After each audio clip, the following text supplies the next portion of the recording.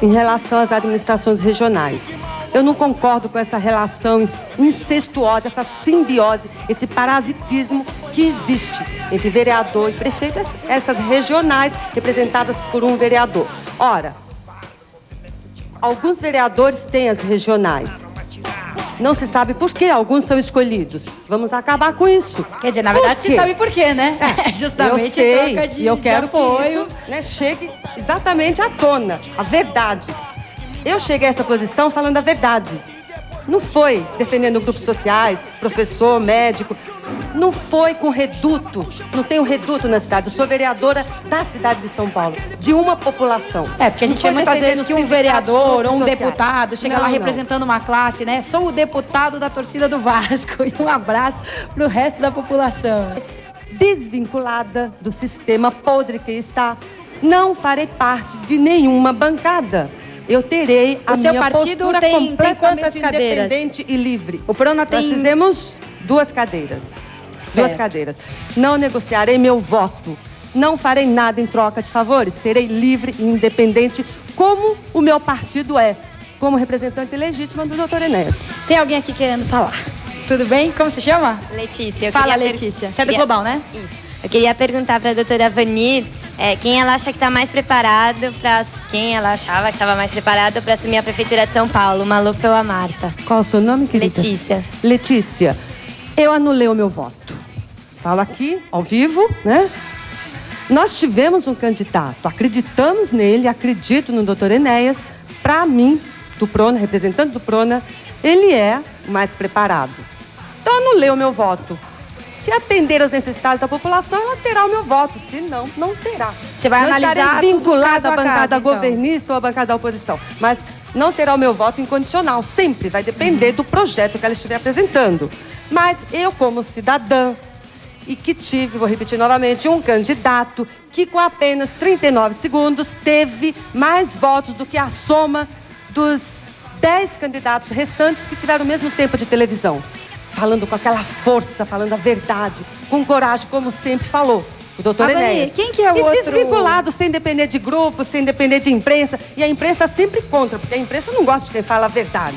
E nós falamos. E a tônica, lamentavelmente, você não tá me incluindo, Letícia, não, né, Vani? só um segundinho. A tônica do processo político, lamentavelmente, é a mentira repetida tantas vezes quantas forem necessárias para iludir a população. Então, nós mostramos isso na televisão. E o doutor Enéas teve uma votação excelente, não foi ao segundo turno, mas mostrou que com apenas 30 segundos conseguiu passar todos os outros com o mesmo tempo. Para nós, o problema é o tempo de televisão, que é o que nós precisamos para expressar a nossa mensagem.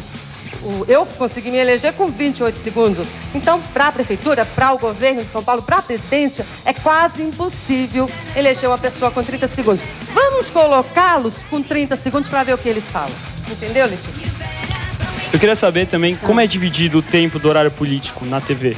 Como escolhem para você ficar 28 segundos, para você ficar 1 minuto e meio, para você ficar 10. Eu queria saber como é que isso é feito.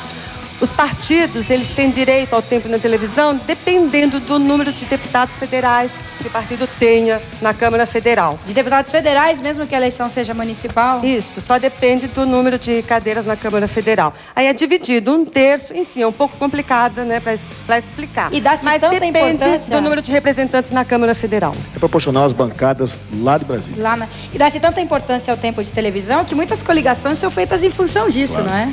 Exatamente. Por isso, alguns partidos se unem para ganhar mais ou evitar que tenham menos tempo de televisão, porque é evidente, no momento eleitoral, a comunicação com as pessoas, com o eleitorado é fundamental.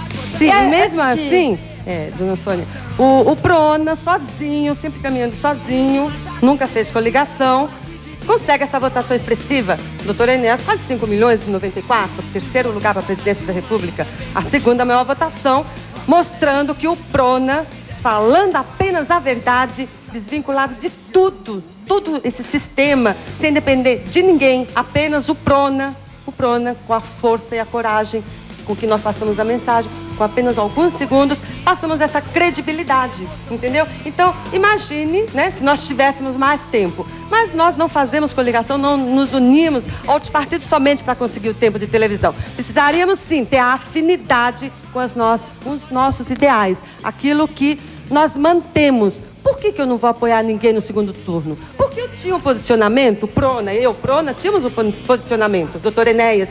Por que mudar Aliás, o Avani, posicionamento só porque tem 2 opções somente? Eu não Avani, você não concordo. pode falar o programa inteiro. Você tem pouco no horário eleitoral. Veja A gente bem. tem 1 hora só para todo Só mundo aqui. complementando, Sônia. O governo federal ficou junto com o PT e ele é contrário. Ora, é o governo federal. PT é oposição. Como assim o governo federal? Entre aspas. Representa, o PSDB representa o governo É o federal. partido, não. O partido é uma coisa, né? Sim, O governo é outra. representa o partido do governo federal. E depois eles estão juntos. É uma incoerência que nós não concordamos, entendeu? Então essa postura nós não temos. Não teremos jamais. Isso eu acho que no segundo turno, na minha opinião pessoal, é uma posição extrema. Então aí que eu até vou discordar um pouquinho da Avani, eu não acho que tenha havido uma incoerência, por exemplo, o PSDB apoiar a Marta.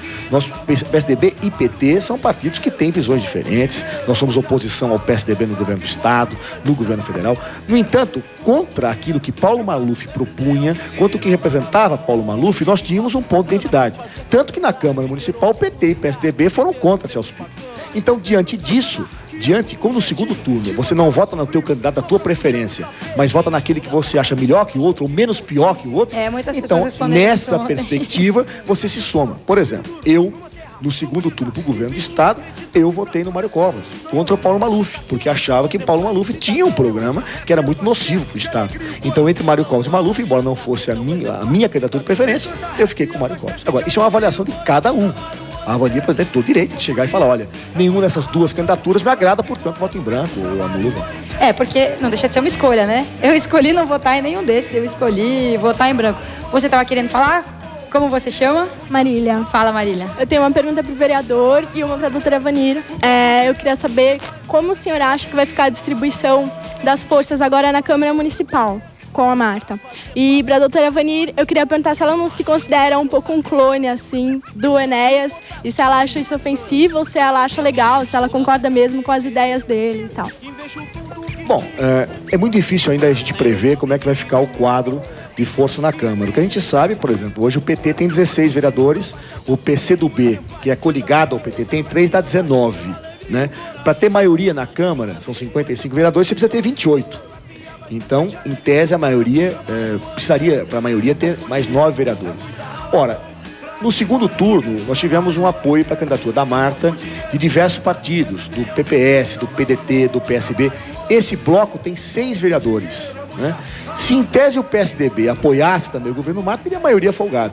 Nós não sabemos como é que vai ficar ainda esse quadro. O que existe é uma disposição da Marta e da bancada do PT de dialogar com todas as forças políticas que possam estar somando na questão ética, somando na questão do programa, e a partir daí nós estamos tentando obter uma maioria, não, como bem falou a Vanessa, que está correta, dentro daquelas trocas fisiológicas, clientelistas, que são inaceitáveis, mas discutindo pontos programáticos que são importantes para a cidade, e a partir daí ter a sustentação do governo. Porque não pode dizer, eu te dou a Secretaria de Esporte e você aprova tudo que eu dando quiser. Que se recebe, tem que acabar na Câmara. Coitado do São Francisco, né? Tão dele. altruísta, tão generoso, Foi desvirtuado, né? transformado nesse símbolo aí de fisiologismo. Qual é o seu nome? Marília? Marília, olha, eu tenho muito orgulho de falar como o doutor Enéas, das minhas posições serem idênticas às dele. Eu sou presidente do partido, sou praticamente... eu entrei no partido no início da fundação. Então, é um orgulho para mim dizerem que eu sou parecida com ele. Claro, não fisicamente, não tenho barba, né? Mas na postura, na força na hora de falar, na seriedade, na convicção, na indignação com as nossas ideias. Somos, sim, parecidíssimos. Tanto é que nos confundem, pensam que somos parentes até. E eu fui aluna dele, mas aprendi muito com ele. Ele é o meu mestre, ele é o líder do partido. Ele é a pessoa que rege o partido. É a pessoa que, a meu ver, deveria estar na presidência da República, um homem sério, preparado. Então, a forma como eu me expressava na televisão, com a mesma força que ele, foi simplesmente mostrar que eu tenho afinidade com as ideias dele, com as ideias do Prona. Ora, quando nós falamos na televisão daquela forma séria, é realmente sério, não temos por que ficar sorrindo como político, né? No programa eleitoral. Cada um tem a sua postura, respeito, mas nós temos a nossa. Nós achamos que devemos manter essa essa postura de seriedade, vai estar sorrindo do quê? Estamos falando de um assunto sério, não estamos? Não estamos brincando. Por exemplo, aqui, numa conversa informal, nós sorrimos, brincamos, contamos Mas a gente tá piadas. falando sério também. Sim, falando Estamos sério. falando Mas vai ter sério. algum momento de descontração. Eu sou médica, professora de medicina. Eu dou aula para pessoas jovens de 20 e poucos anos, quintonistas de medicina. Sou respeitada e respeito os meus alunos. Mas quando estou falando de política, com aquela indignação, eu tenho que falar sério. Por isso nós dissemos na televisão, não temos do que sorrir. Vamos sorrir do quê? Da miséria do povo? O povo morrendo nas ruas, as crianças morrendo drogadas nas esquinas. A população, as criancinhas morrendo de fome, desidratadas, desnutridas. Então, é um assunto sério, entendeu? Então, muito me orgulho de ser parecida com ele e continuarei sempre assim. Vani, daqui a pouco a gente continua essa conversa. Você também pode participar. Me chama? Daniela. Fala, Daniela. Eu queria perguntar para o vereador Ivanir e para o vereador José Eduardo se algum dia eles teriam vontade de se candidatar à prefeitura. Se sim, porque sim. Se não, por que não? 30 segundos, Avani. Você é boa nisso, hein? Dona Sônia, eu só queria falar uma coisinha. Acredito que 28 segundos eu tive na televisão. Eu me senti à vontade de estar falando, tá? Nesse programa. A hora que veja bem, eu respeito. A hora que a senhora quiser me cortar, a senhora corta. Tá bom, é que Tá? eu sou ruim disciplinada. nisso. Eu sou ruim nisso, eu sou ruim de cortar gosto as de pessoas. ordem. Tá? Tá Eu bom. estou achando que aqui Claro. o tempo é livre e não aquele horário de televisão, tá? Então, o seu nome? Daniela, Daniela, a sua pergunta toda? se algum dia você teria vontade de se candidatar à prefeitura. Daniela, eu fui candidata a prefeita em São Paulo em 96. Acho que você tinha Não sei. menos idade, né? Há 4 anos. E tive uma votação excelente, peguei 6º lugar. Tinha apenas 30 segundos. E consegui passar candidatos, como sempre, alguns segundos, né? Consegui passar candidatos que tinham 3 minutos, 5 minutos. Então foi uma votação excelente, peguei 6º lugar. Teve um momento da minha vida que eu achava que trabalhar no executivo era a melhor coisa que podia acontecer para mim, que eu achava que eu não tinha nenhum perfil para ser parlamentar, para ser vereador, para ser deputado. Depois que eu disputei minha primeira eleição, eu comecei a gostar. Então, hoje eu gosto muito de ficar no parlamento e ter um mandato parlamentar. Quer dizer, no futuro eu não sei da minha vida. Nesse momento eu tenho a maior vontade de ficar na Câmara fazendo aquilo que eu vinha fazendo. Bom, e o eleitorado está se manifestando aqui de várias maneiras. Deixa eu pegar algumas opiniões aqui, olha. Uma do Márcio, de Vila Prudente, tem uma bronca aqui. Para o moço que falou, rouba mais faz. Se todos pensarem desse jeito, estamos perdidos. E a Marilene diz que Vou ler a mensagem aqui da Marilene, tá? De Vila Formosa.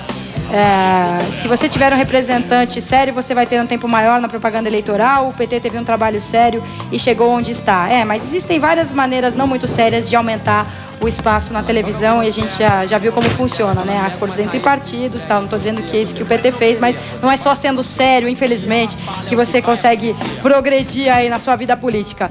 Mensagem por fax do Rogério de São Roque para o José Eduardo. Quanto ganha um vereador na cidade de São Paulo entre salário direto e indireto? Vamos ver o que a gente considera salário indireto. O salário direto está em torno de mais ou menos de uns R$4.000, certo? Que o vereador ganha.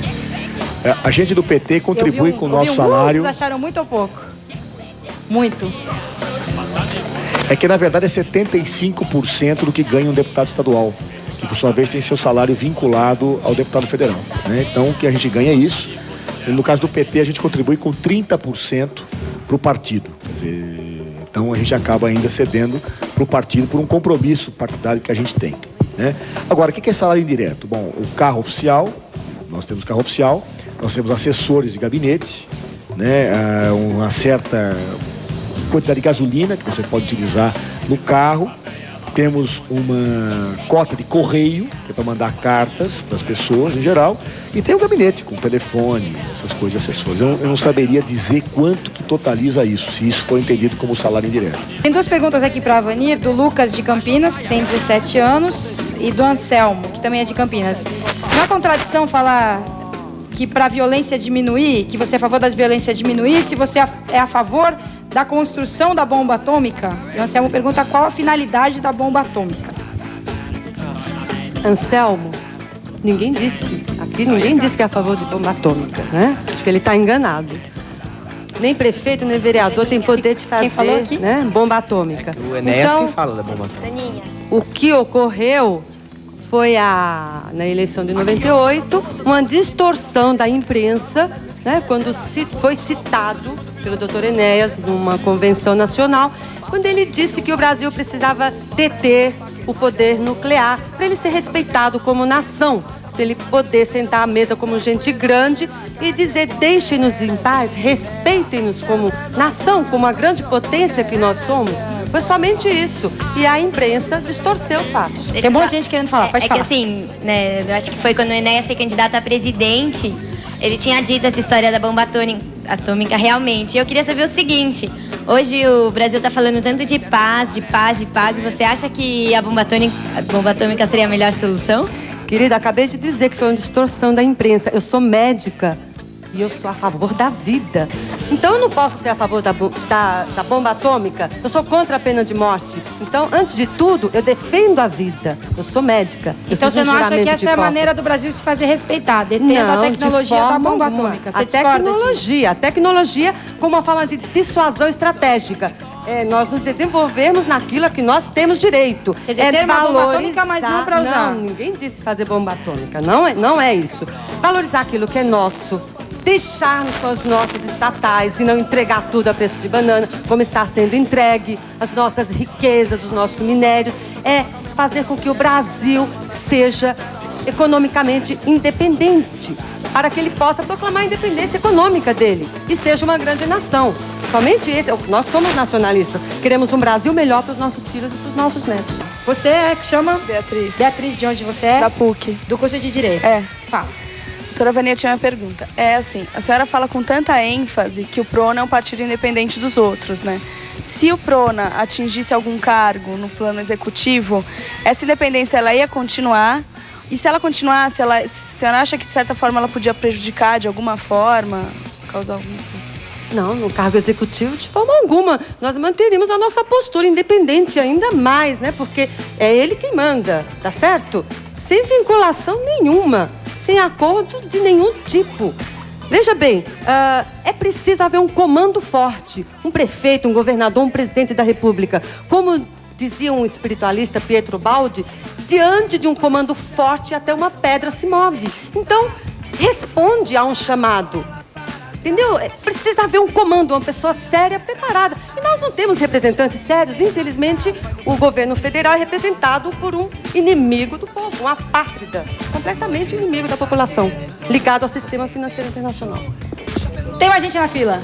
Minha pergunta é para a doutora Vanir. Como se chama? Osmar. Fala, Osmar. Sou Colégio Global. A senhora não acha que essa posição do PRONA, assim, nesse discurso forte, não parece ser meio fascista, que leva os eleitores meio ao fanatismo pela figura do Dr. Enéas? Osmar, ele é forte. E tem pessoas que não gostam de pessoas fortes, querem uma marionete, como o que nós vemos aí no governo atual. E o Dr. Enéas representa a força, a coragem, desvinculado do sistema. Tem pessoas que não gostam, não querem o nacionalista no poder. Querem um banana, uma marionete. Entendeu? Querem pessoas fracas, que são comandadas, e não que comandam. E ó, essa disposição para falar aqui no programa, mantenham, para falar o tempo todo em outros lugares também. Obrigada, galera. Acabou. Obrigada. Eu não consigo falar pouco. Obrigada.